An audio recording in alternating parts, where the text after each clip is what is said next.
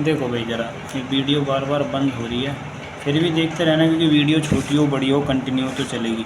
तो मैं तुम्हें बता रहा यहाँ पर यदि मेरे पास दो गोले हैं और मैं उन गोले को ऐसे आपस में जोड़ दूँ और अलग अलग आवेश है, तो वो गोले जो हैं अपना जो आवेश शेयर करेंगे वो अपनी रेडियस के अनुसार करेंगे।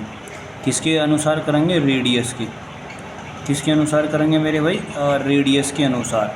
तो ये देखो रेडियस का ही रेशो है, तो मैं यहाँ से इतना लिख सकता हूँ क्यू और इंटू आर बराबर क्यू और इंटू कैपिटल आर। तो अपनी रेडियस के अनुसार क्या करेंगे? आवेश को शेयर करेंगे। किसको मेरे भाई? आवेश को शेयर करेंगे। अब मैं इस चीज़ में थोड़ा सा आगे बढ़ूँ तो मैं इस बात को कह सकता हूँ उनका पृष्ठ घनत्व आवेश कितना होएगा। हाँ, तो मैं इस बात को कह सकता हूँ गोलों पर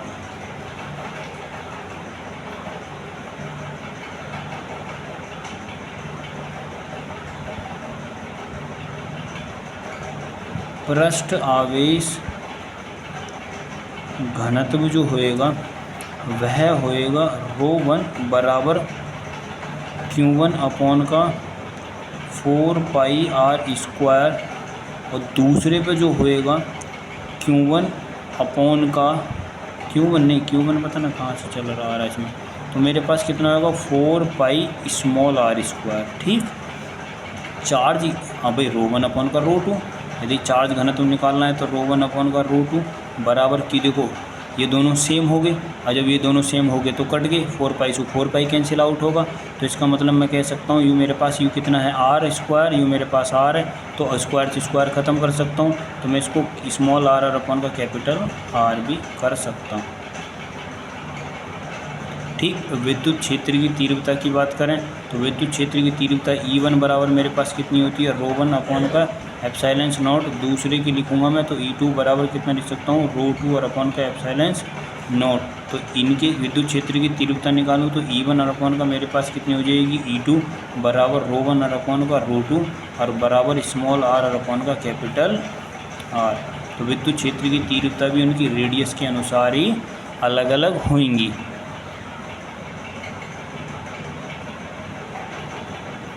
ठीक मेरे भाई, यदि तुम इसमें नोट पॉइंट लिखो तो नोट पॉइंट में ऐसा भी लिख सकते हो, आवेशित गोले हो गए तार से जोड़ दिए, विभव तो समान हो जाता है भाई। इसमें पूरी थ्योरी लिखनी पड़ेगी। दो आवेशित गोले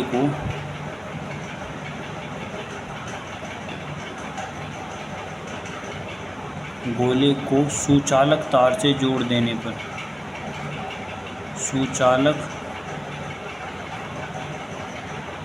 तार से जोड़ देने पर विभव तो समान हो जाता है। क्या मेरे भाई? विभव समान हो जाता है। क्या हो जाता है? विभव समान हो जाता है, परंतु कम त्रिज्या वाले गोले पर, जो छोटा गोला है लेकिन कम त्रिज्या ही लिखो, कम त्रिज्या वाले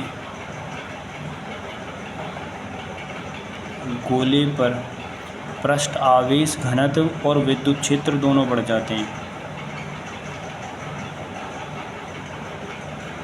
पृष्ठ आवेश घनत्व व विद्युत क्षेत्र दोनों बढ़ जाते हैं।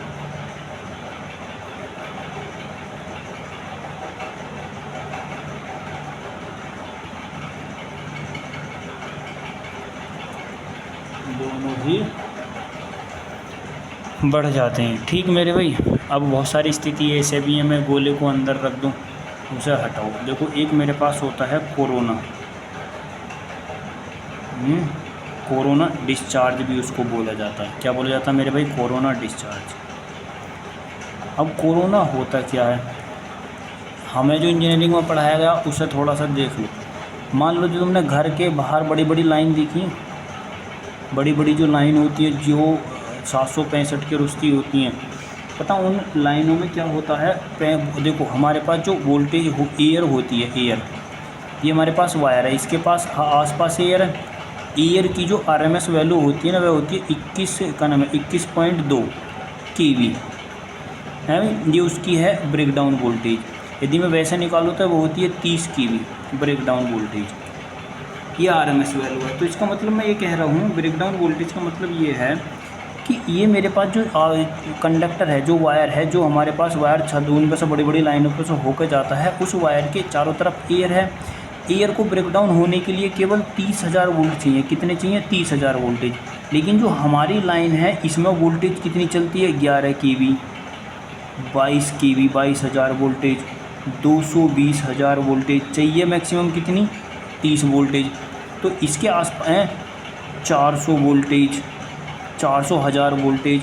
अब भारत में जो चल रही है 765 की चल रही है। कितने की चल रही है? 765,000 वोल्ट की। अब ज़रा एक बात बताओ, 765,000 वोल्टेज की और वो का नाम है ब्रेकडाउन एयर कितने पे हो रही है? 30,000 वोल्ट पे चल कितने के लिए? 65,000 वोल्टेज की। तो इसकी जो आसपास की हवा है ना, वो भी वायर का काम करने लग जाती है। वो भी वायर की तरह इस आसपास की जो एयर है इसमें भी करंट फ्लो होने लग जाती है, इस वाली एयर में भी। क्यों होने लग जाती है?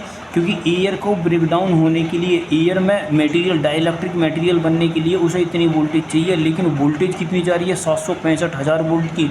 और कैपेसिटर बनने के लिए 30,000 वोल्ट की केवल ज़रूरत है।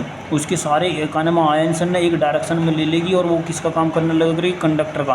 तो जब इस पर कंडक्टर का ये कंडक्टर में इसमें तो बिजली जा रही है चालक में को, इसके आसपास की हवा भी चालक का काम कर रही है। तो आसपास का जो एयर है ना वो फिर वो इतना बड़ा हो जाता है। ये नहीं समझो कि तार इतना, अब वो इतना बड़ा हो गया जहाँ तक एयर ब्रेकडाउन हो रही है।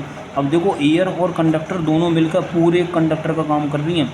इतना मोटा उन्होंने अपना एरिया बना लिया। कभी तुमने सुना होगा कि उसके तार के नीचे हवा भी करंट मारे है, तो वो हवा यही है जो हवा के नीचे जो कंडक्टर काम करता है उसकी हवा भी पंचर होनी चालू हो जाती है, उसमें पंचर नहीं ब्रेकडाउन होनी चालू हो जाती है। तो इसमें इसी क्रिया के कारण ये जो मेरे पास एयर है ये क्या काम करती है? हीजिंग नॉइज होता है। हीजिंग नॉइज का मतलब ची ची की तुमने आवाज़ सुनी होगी, आवाज़ आती होती है नहीं। और इसमें से एक ओजोन गैस निकलती रहती है बराबर, और एक जामुनी रंग दिखाई देता। वैसा तो दिखाई नहीं देता लेकिन रियल में होता है, बहुत कम मात्रा में दिखाई देता, हम आंखों से उसे देख नहीं पाते। जामुनी रंग, ओजोन का निकलना, हीजिंग नॉइज का सुनाई देना और जामुनी रंग दिखाई देना, इस चीज़ को बोला जाता है कोरोना। इस चीज़ को क्या बोला जाता है? Corona.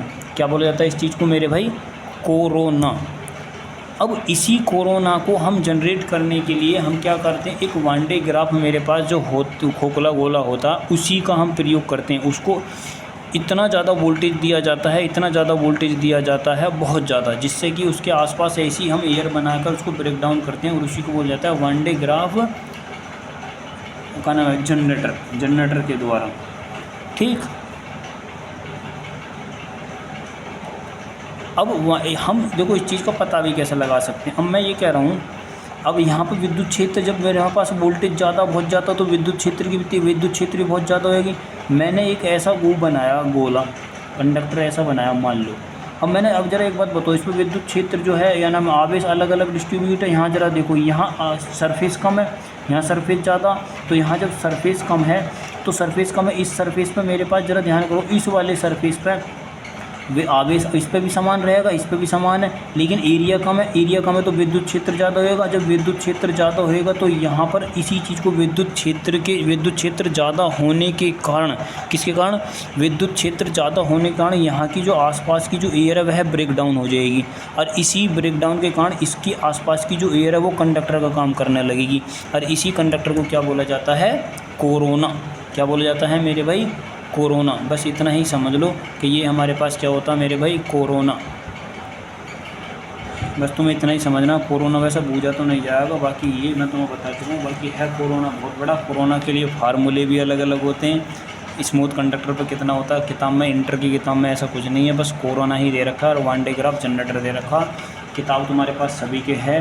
One day graph generator खुद करके लाना है और पढ़ कर आना, ना होएगी तो फिर क्लास में डंडा तुम्हारा इलाज कर ही लेगा। पढ़ेगा आना खुद। कोरोना में तुम्हें बता चुका हूँ, बाकी ज़्यादा बड़ा है टॉपिक ना। ठीक, तुम्हारा एक चैप्टर ख़त्म। अगला चैप्टर इसके न्यूमेरिकल में करवाऊँगा क्लास के अंदर ही, चाहे 2 दिन लग जियो 3 दिन लग जियो, क्लास में ही करोगे, क्योंकि डेरिवेशन और ये सारी चीज़ें मुझे चाहिए। जब तुम्हारे डेरिवेशन होंगे जब भी तुम न्यूमेरिकल करोगे। इसके बाद जो मेरे पास चैप्टर है वह शायद विद्युत का है, अनुमानित विद्युत धारा का है। NCERT की जो तीसरी बुक जो है किताब उसमें